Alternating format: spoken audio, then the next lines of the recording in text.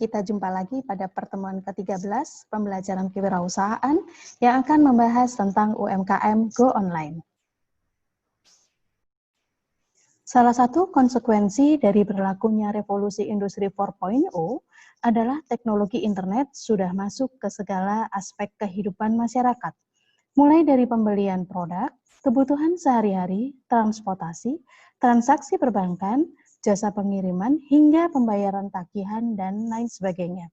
Oleh karena itu, para pelaku UMKM harus beradaptasi atas perubahan tersebut secara online.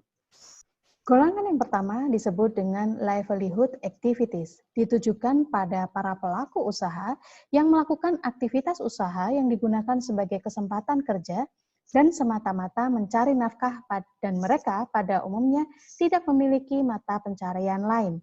Mereka dikenal juga dengan pekerja sektor informal. Yang kedua, disebut dengan micro enterprise. Ditujukan pada para pelaku usaha yang melakukan usahanya karena pada dasarnya mereka memiliki sifat pengrajin, namun belum memiliki sifat-sifat kewirausahaan seperti berani mengambil resiko, kurang inovatif, belum percaya diri, dan sebagainya. Yang ketiga adalah small dynamic enterprise.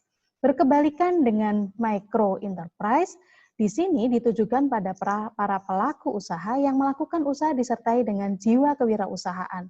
Jadi mereka sudah kelihatan dapat berani mengambil resiko, mereka lebih inovatif, mereka lebih percaya diri, dan mereka sudah mulai menerima pekerjaan-pekerjaan seperti subkontrak dan bahkan mereka merintis ekspor. Dan yang terakhir adalah fast moving enterprise, ditujukan pada usaha berskala mikro, kecil, dan menengah yang telah memiliki jiwa kewirausahaan dan siap melakukan scale up atau bertransformasi pada usaha berskala besar. Selanjutnya kita akan mempelajari manfaat dari UMKM melakukan Go Online. Pada gambar, teman-teman bisa melihat adanya sisi permintaan dan penawaran. Yang dimaksud adalah pada sisi penawaran, bagaimana ketika UMKM itu melakukan online, maka manfaat apa yang mereka terima? Yang pertama adalah ketika mereka melakukan penjualan dan pemasaran, mereka akan mendapatkan para pembeli atau kemudian para konsumen pada pasar yang lebih luas dari pasar yang mereka saat ini.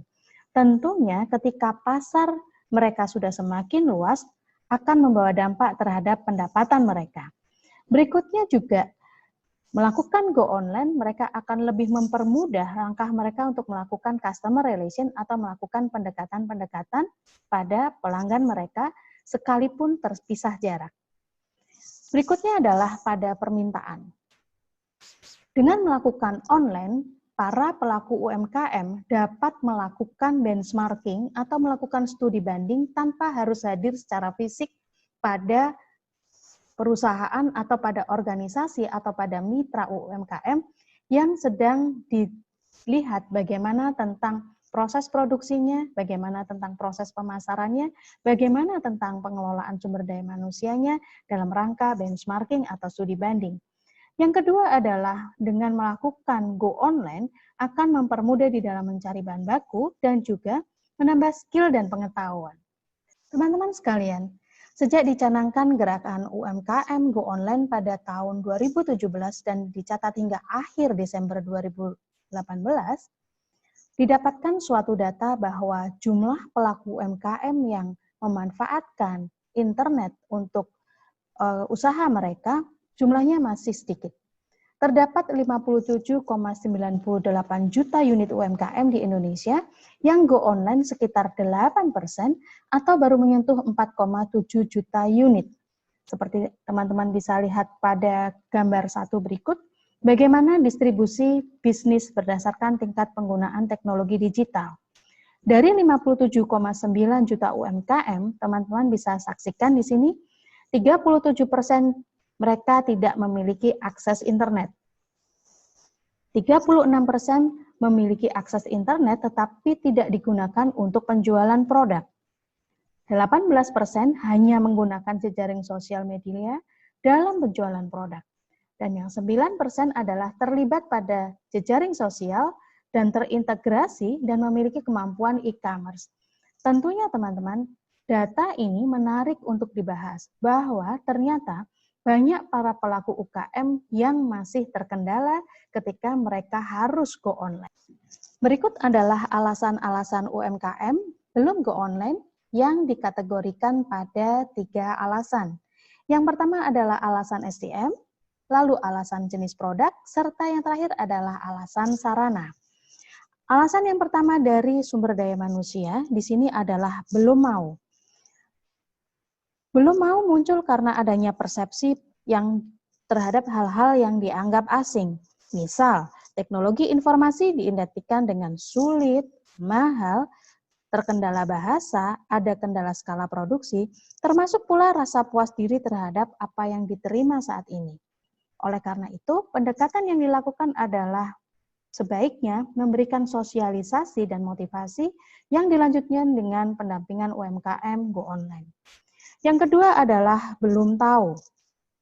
Hal ini terkait dengan manfaat Go Online. Hal tersebut disebabkan akses informasi yang terbatas, sehingga pendekatan yang dilakukan adalah memperluas target UMKM dengan memberikan sosialisasi tentang pentingnya Go Online bagi kemajuan usaha mereka. Yang terakhir dari SDM adalah belum mampu. Hal ini dikarenakan tidak memiliki keterampilan digital atau digital skill.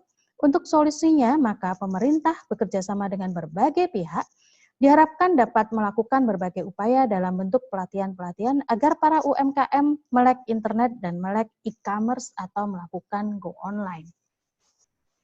Alasan berikutnya adalah menyangkut tentang jenis produk.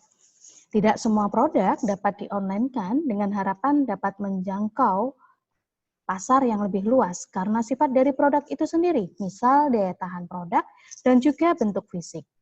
Pada produk-produk seperti makanan maupun makanan atau buah maupun sayuran, tentunya akan terbatas dari sisi daya tahan dari produk tersebut. Yang ketiga adalah alasan sarana. Masih ada daerah-daerah perbatasan atau pinggiran kota di Indonesia yang belum terjangkau Wi-Fi. Sehingga apabila ada UMKM yang memerlukan sambungan internet, mereka harus menempuh perjalanan yang berakibat pada penambahan biaya produksi. Bagian terakhir dari pembelajaran pada hari ini adalah membahas tentang dukungan berbagai pihak dalam rangka UMKM Go Online. Pihak-pihak tersebut adalah institusi pendidikan, pemerintah pusat maupun pemerintah daerah, perusahaan-perusahaan, Google, perbankan, dan juga marketplace. Institusi pendidikan, melalui para akademisinya, mereka dapat melakukan pendampingan, melakukan pelatihan pada para pelaku UMKM agar mereka dapat go online melalui program pengabdian pada masyarakat atau kemudian melalui program kuliah kerja nyata. Yang kedua adalah pada pemerintah pusat maupun pemerintah daerah. Kedua pemerintahan tersebut berupaya keras untuk mendorong pelaku UMKM agar mereka memiliki usaha yang luas hingga ranah yang global. Tujuannya adalah dengan memanfaatkan teknologi digital demi pendapatan mereka melimpah. Contoh yang dilakukan oleh pemerintah daerah adalah adanya pahlawan ekonomi dan pahlawan muda yang ada di pemerintah kota Surabaya. Yang ketiga adalah perusahaan-perusahaan atau BUMN melalui kegiatan tanggung jawab sosial perusahaan. Yang keempat adalah Google, di mana Google melalui program Gapura Digital bermaksud untuk mendukung UMKM Indonesia untuk memajukan bisnis melalui digital. Demikian juga khusus untuk wanita, Google melakukan atau memprogramkan adanya Women Will, yaitu program dari Google yang ditujukan khusus untuk memberdayakan para pengusaha wanita. Dari sisi perbankan, salah satu kendala UMKM adalah keterbatasan modal untuk memenuhi lonjakan permintaan pasar pasca mereka go online. Oleh karena itu, peran utama perbankan adalah membantu UMKM dalam bentuk pinjaman-pinjaman lunak agar mereka dapat mengatasi kendala tersebut. Baiklah teman-teman, demikianlah akhir dari pemaparan materi tentang UMKM Go Online. Semoga materinya bermanfaat. Terima kasih.